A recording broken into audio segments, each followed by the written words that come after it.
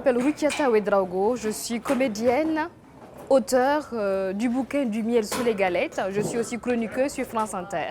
Que vous allez débarquer en France comme ça, il fait hop, hop, hop, hop, hop, hop, tout est gratuit pour vous? Vous avez quoi comme diplôme? Le bac. On fait ça aussi chez vous? Oula, vous savez, mon parcours est assez atypique. Hein. J'ai fait des tas de métiers différents quand je suis arrivée en France en 2020. Ensuite, je me suis dirigée vers la scène un peu plus tard parce que je voulais exprimer en fait des choses que je ne pouvais pas exprimer en tant que maquilleuse puisque j'étais maquilleuse. J'ai fait des tas de boulots. J'ai été caissière, femme de ménage, en fait j'ai tout fait. Et vu que je viens d'un pays africain, du Burkina Faso, où il y a un accent, les gens me renvoyaient beaucoup à cet accent. Donc, pour pouvoir prendre la parole et avoir suffisamment confiance en moi, j'ai décidé de faire des cours de théâtre. Et c'était juste un stage de prise de parole. Et suite à ça, un de mes professeurs m'a motivée. Il m'a dit, écoute, Rukiata, il y a quelque chose, il faut absolument que tu viennes t'inscrire à l'école. Et je l'ai fait confiance, je me suis inscrite. J'ai continué à travailler à côté le week-end pour payer mes cours de théâtre. Et c'est comme ça que j'ai fait les cours d'art dramatique qui s'appellent les cours Florent à Paris. En fait, si vous voulez tout savoir, moi je ne me définis pas en tant qu'humoriste. Je suis une raconteuse d'histoires. J'essaie de prendre des histoires de tous les jours, mes histoires à moi, celles des autres, et j'en fais quelque chose.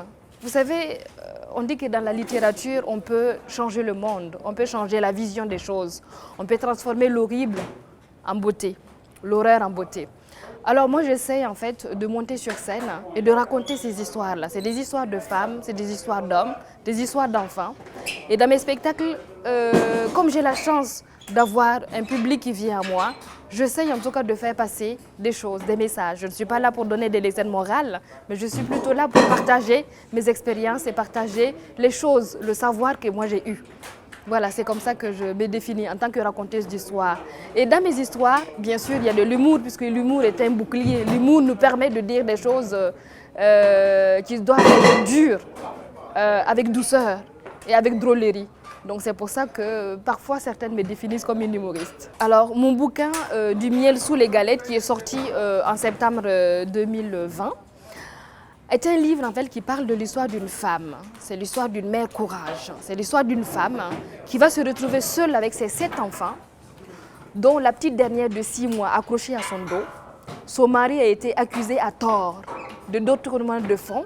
Ils l'ont jetée en prison. Elle va se battre. Elle va se battre pour faire sortir son mari de prison. Déjà prouver l'innocence de son mari, nourrir ses 7 enfants et payer leur scolarité. Elle va devoir vendre des galettes au seuil de sa porte pour pouvoir nourrir sa famille. Elle va se battre comme une diablesse, prouver l'innocence de son mari et le faire sortir de prison. Voilà, l'histoire de ce bouquin-là, ça parle de ça. Et c'est une histoire personnelle puisque ça parle de ma mère. Yeninga n'est pas qu'une guerrière courageuse. C'est aussi une féministe, mais sans tout le discours et la théorie du féminisme moderne, militant et occidental. En Afrique, beaucoup de femmes font preuve de courage au quotidien pour résister au poids des traditions ou affronter le pouvoir des hommes. J'ai été marquée par une scène qui s'est déroulée dans notre propre cour familiale, une scène dont ma mère était l'héroïne. Oui, mais je trouve ça formidable, je trouve ça génial que les femmes puissent se revendiquer humoristes et trouver les places. Il y a de la place pour tout le monde. Il y a de la place pour les hommes, il y a de la place pour les femmes. Donc elles sont, je trouve ça formidable qu'elles puissent s'exprimer, qu'elles puissent monter sur scène et parler de ce qu'elles veulent aujourd'hui. Je trouve ça génial. Oui, 200 mètres plus tard, tu serres un peu plus à droite, tu prends l'avenue Sarkozy. Tu continues tout droit.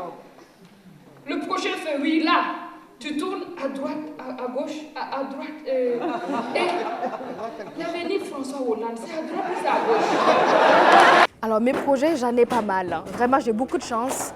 C'est vrai que ma tournée a été arrêtée à cause de la Covid. En France, on avait une tournée formidable. On avait 11 dates par mois jusqu'en 2022.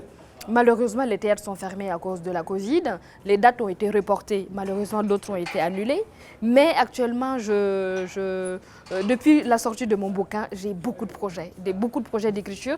J'ai un bouquin qui va sortir en collaboration avec des journalistes en France, là-bas, que j'ai écrit, qui va sortir au mois de mars. J'ai une BD qui est l'adaptation de mon deuxième spectacle Ouagadougou Pressé, qui sort en BD au mois de septembre prochain, édition Sarbacane. Et j'ai 2 autres maisons d'édition qui m'ont commandé des bouquins. Donc j'ai beaucoup de travail. Et puis j'ai écrit une série il n'y a pas longtemps, à Dakar ici même, au mois de novembre, et qui est une formidable série, puisque ça va parler des femmes encore une fois.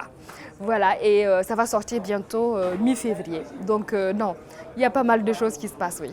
Bah écoutez, vous savez quoi? Les filles, levez-vous, imposez-vous, battez-vous pour trouver votre place parce que vous méritez une place. Vous avez aussi votre place. Informez-vous, faites des formations, renseignez-vous, lisez parce que la littérature est tellement importante. Ce n'est pas juste une fenêtre ouverte sur le monde, c'est aussi se renseigner et se former. Donc lisez beaucoup. Moi je regrette parce que je n'ai pas beaucoup lu très jeune. J'ai appris à lire quand je suis arrivée en Europe. Et voilà, donc foncez quoi, foncez, levez-vous et imposez-vous parce que vous avez chacune une place à tenir dans ce monde.